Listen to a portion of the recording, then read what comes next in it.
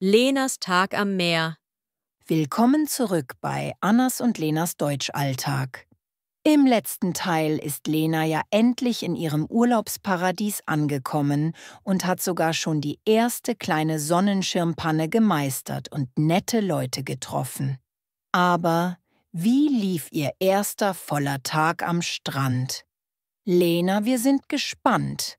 Wie ging es denn weiter, nachdem du deinen Platz am Strand eingerichtet hattest? Sicher bald Zeit fürs Mittagessen, oder? Und wie? Die frische Meeresluft und das Schwimmen, das macht wirklich hungrig. Es war mittlerweile auch schon Mittagszeit. Meine mitgebrachten Kekse und das Obst waren zwar lecker für zwischendurch, aber ich hatte Lust auf etwas Deftigeres. Du hattest Lust auf etwas Deftigeres. Deftig, liebe Zuschauer, das bedeutet so viel wie herzhaft, kräftig.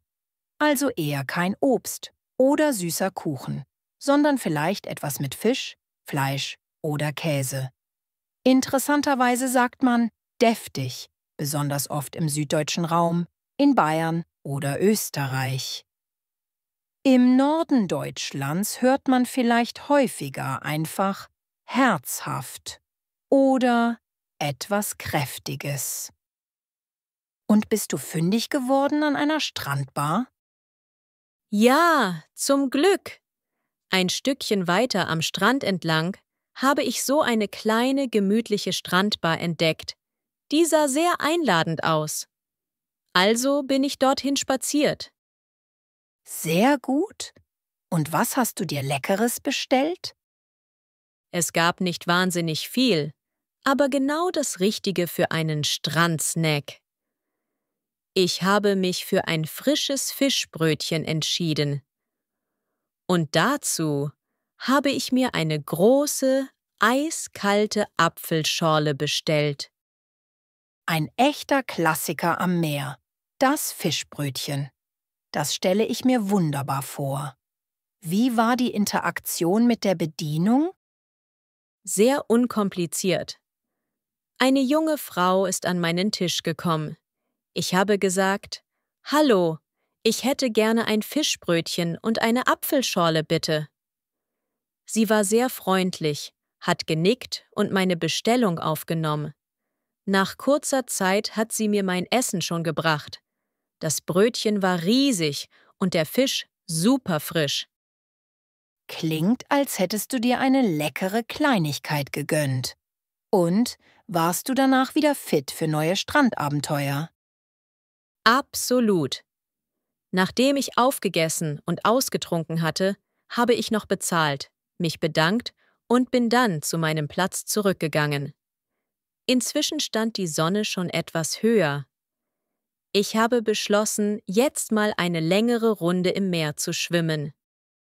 Eine gute Idee. Wie war das Schwimmen am Nachmittag? Ja, das Meer war immer noch relativ ruhig, nur kleine, sanfte Wellen sind an den Strand gerollt. Ich bin parallel zum Strand geschwommen. Es war so ein tolles Gefühl. Ich habe die Sonne auf meiner Haut gespürt. Ich habe einfach die Seele baumeln lassen. Die Seele baumeln lassen. Eine wunderschöne Redewendung. Sich ganz entspannen. Ab und zu sind andere Schwimmer an mir vorbeigezogen, aber meistens hatte ich meine Ruhe. Ich glaube, ich bin eine gute halbe Stunde geschwommen. Da wäre ich gern dabei gewesen. Das klingt nach einer perfekten Auszeit. Nach dem Schwimmen, was hast du dann gemacht? Puh, da war ich schon angenehm müde. Ich habe mich wieder auf mein Strandtuch gelegt.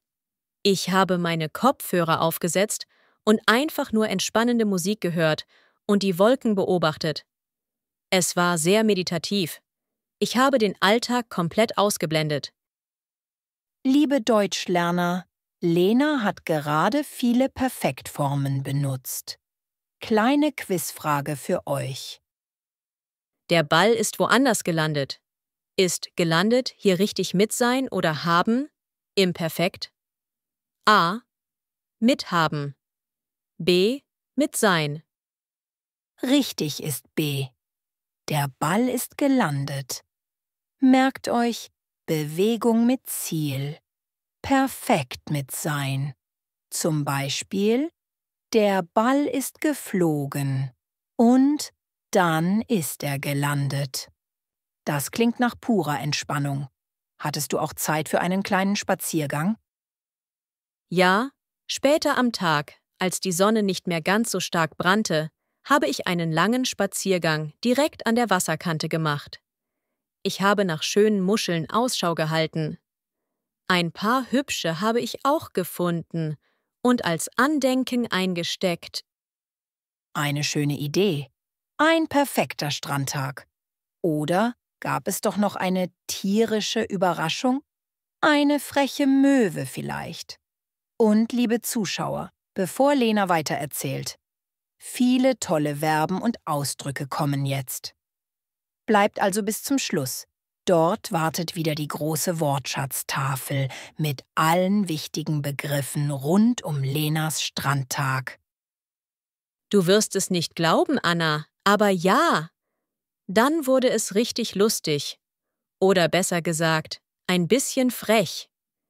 Ich saß auf meinem Handtuch, die Keksdose neben mir. Kurz darauf, als ich gerade so im Halbschlaf döste, ist plötzlich eine Möwe im Sturzflug angeflogen und hat sich frech meinen Keks geschnappt. Fast jedenfalls. Sie hat versucht, ihn mir zu stibitzen. Ich bin so erschrocken. Oh Schreck! Und? Hat sie den Keks erwischt? Nein, zum Glück nicht ganz. Ich habe instinktiv meine Hand schnell über die Dose gehalten und laut »Hey, verschwinde!« gerufen. Die Möwe ist dann mit einem beleidigten Schrei abgedreht, aber ein kleines Stück vom Brötchen hat sie doch erwischt.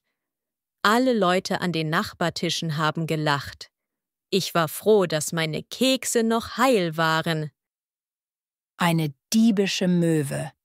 Gerade solche kleinen Missgeschicke machen den Tag doch oft unvergesslich. Habt ihr im Urlaub auch schon mal lustige Tierbegegnungen gehabt? Eine neugierige Möwe? Ein frecher Affe? Erzählt es uns unten in den Kommentaren. So, nach dem Möwenalarm, wie hast du den Rest des Nachmittags verbracht? Mit dem Wasserball ging's dann richtig rund. Ich habe versucht, den Ball kunstvoll durch die Luft zu werfen. Hat mal mehr, mal weniger geklappt. Ich musste wirklich viel lachen, weil der Ball oft ganz woanders gelandet ist. Klingt nach Spaß. Und als du dich ausgetobt hattest? Ja, irgendwann bin ich dann doch aus dem Wasser gekommen, weil die Sonne langsam tiefer stand. Ich habe mich gut in mein Handtuch gewickelt. Auf meiner Decke habe ich dann noch ein bisschen in meiner Zeitschrift geblättert. Ein schöner Ausklang. Und dann kam das Highlight, der Sonnenuntergang. Oh ja, den Sonnenuntergang wollte ich auf keinen Fall verpassen. Ich habe mich wieder auf meine Decke gesetzt und es war einfach magisch. Der Himmel hat sich in den unglaublichsten Farben verfärbt. Orange, Pink, tiefes Lila.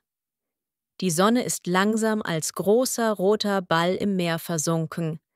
Es war absolut still. Viele Leute waren auch stehen geblieben und haben dieses Spektakel bewundert. Ich habe versucht, diesen Moment ganz fest zu speichern. Das war wirklich ein Tag wie aus dem Bilderbuch. Das klingt atemberaubend. Ein perfekter Abschluss für deinen ersten Strandtag.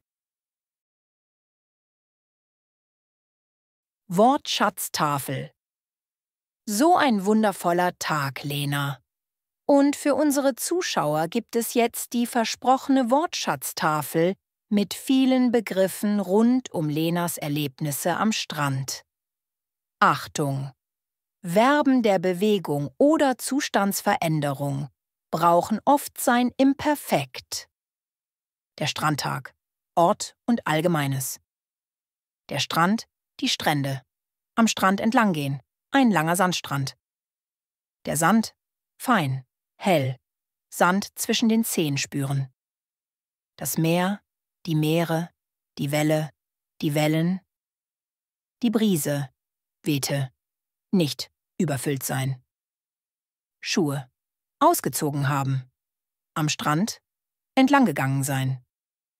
Der Platz, die Plätze, ein perfektes Plätzchen entdecken. Das Strandtuch, die Strandtücher, ausbreiten, sich darauf legen. Der Sonnenschirm, die Sonnenschirme, aufspannen, klemmte, war offen. Den Schirm, bändigen. Die Bekanntschaft, die Bekanntschaften, entstanden sein. Aktivitäten am und im Wasser? Schwimmen ist geschwommen. Sich abkühlen, hat sich abgekühlt. Ein Sonnenbad nehmen, hat ein Sonnenbad genommen. Sich sonnen. Ein Buch lesen, hat gelesen. Musik hören, dösen, hat gedöst. Bedeutung, leicht einschlafen, entspannen.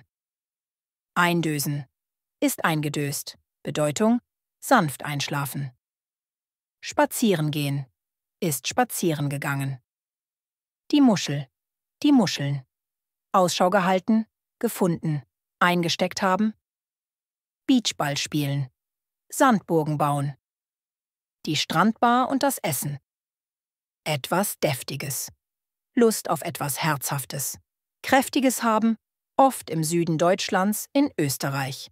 Norden, herzhaft. Etwas Kräftiges. Die Strandbar, die Strandbars. Dorthin spazieren. Das Fischbrötchen, die Fischbrötchen, sich dafür entschieden haben. Die Apfelschorle, die Apfelschorlen, bestellt haben. Essen, aufgegessen, Limonade, ausgetrunken, bezahlt haben. Sich, bedankt haben. Die Seele baumeln lassen. Sich entspannen. Den Alltag komplett vergessen können. Den Alltag komplett ausgeblendet haben. Kleine Pannen und Tierbegegnungen. Die Möwe, die Möwen, ist angeflogen, hat versucht zu stibitzen, hat sich Keks geschnappt, ist abgedreht. Sich erschrocken haben, Hand über Dose, gehalten haben, laut, gerufen haben. Der Dackel, die Dackel, hatte gesessen, Herrchen hat gerufen. Kekse waren noch, heil. Der Sonnenuntergang. Sonnenuntergang war, magisch, ein Tag wie aus dem Bilderbuch. Sonne ist im Meer, versunken, Bedeutung, langsam untergegangen. Himmel hat sich, verfärbt, orange, pink, lila. Spektakel, bewundert haben, Bedeutung, etwas Schönes lange ansehen. Gänsehaut bekommen haben. Ein wundervoll beschriebener Tag. Liebe Zuschauer, das war Lenas fast perfekter Strandtag. Aber glaubt mir, am nächsten Tag wurde es nochmal spannend. Stichwort Fahrradtour und ein unerwarteter Fund. Mehr dazu dann in Episode 7,3, dem großen Finale von Lenas Spontanurlaub. Anna, zum Abschluss noch ein kleines Perfekt-Quiz für euch. Welcher dieser Sätze ist grammatikalisch falsch gebildet? A. Ich bin im Meer geschwommen. B. Die Möwe ist weggeflogen. C. Ich habe an der Wasserkante spaziert. Schreibt uns die Lösung. A, B oder C. Und vielleicht die Korrektur für den falschen Satz in die Kommentare. Tipp: Welches Hilfsverb braucht spazieren gehen im Perfekt? Auflösung im nächsten Video. Vergesst nicht, uns einen Daumen hoch zu geben, wenn euch Lenas Strandtag gefallen hat. Abonniert den Kanal, um das große Finale ihrer Reise nicht zu verpassen. Und genießt die Sonne, wo immer ihr seid. Bis bald. Tschüss. Tschüss zusammen und viel Spaß beim Deutschlernen.